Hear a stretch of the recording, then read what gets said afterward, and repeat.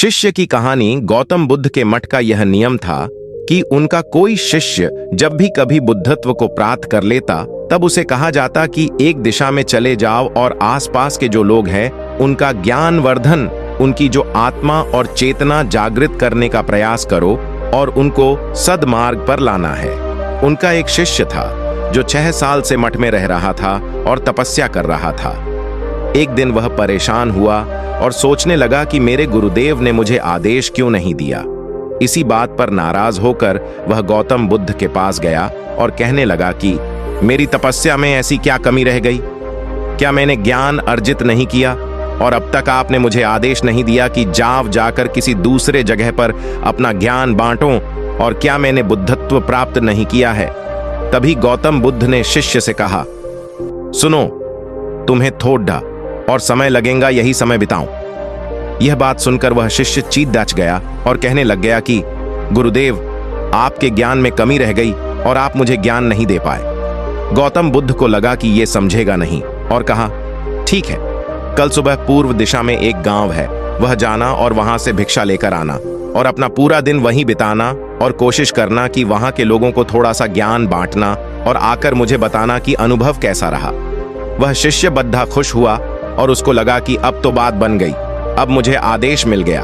और वह दूसरे दिन सुबह पूर्व दिशा की उस गांव में चला गया और शाम में जब वापस आया तो हाथ में पट्टी बंधी थी और हाथ पैरों पर चोट निशान थे। ये देखकर गौतम बुद्ध ने उस शिष्य से पूछा कि ये क्या हाल कर लिया? तब उसने बताया कि आपने मुझे कैसे गांव में भेज दिया और वहां पर जब मैंने भिक्षा मांगी तो लोग मुझे डांटने लगे और भगाने लगे।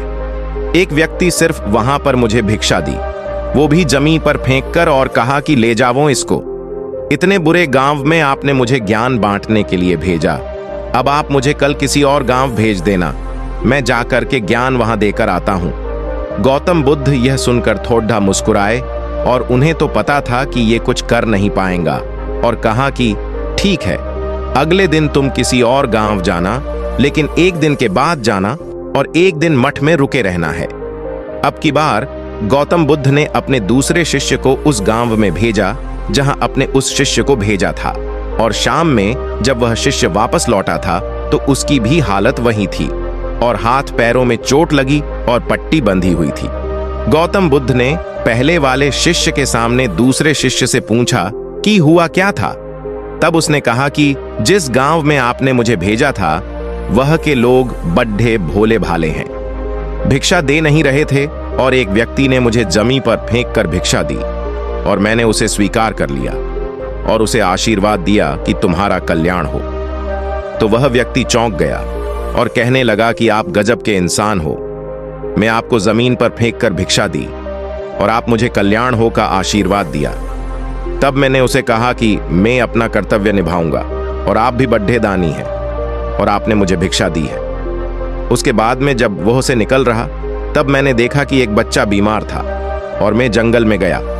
तब वहां से जड्डी बूटी लाने, और जब मैं लौट रहा था तब कुछ लोगों ने मुझे पकड़ लिया और पूछने लगे कि यह जड्डी बूटी कहाँ लेकर जा रहा हूँ। तब मैंने उनसे निवेदन किया कि मुझे छोड़ दीच दो, एक बीमार छोटे बच्चे की मदद करनी है, और तब उन्होंने मुझे छोड़ दिया। जब मैं गांव में वापस आकर उस बच्चे की मलहम पट्टी कर रहा था तो तभी गांव वाले मुझ पर हमला करने लगे। तब उस दानी व्यक्ति ने, जिसने मुझे जमीन पर फेंककर भिक्षा दी थी, उसने गांव वालों को रोका और कहा कि यह ठीक व्यक्ति है और इसे अपना काम करने दो। जब मैंने जड्डी बूटी लगाई तो बच्चा ठीक हो गया और सब मेरे लिए तालियां बजाने लगे।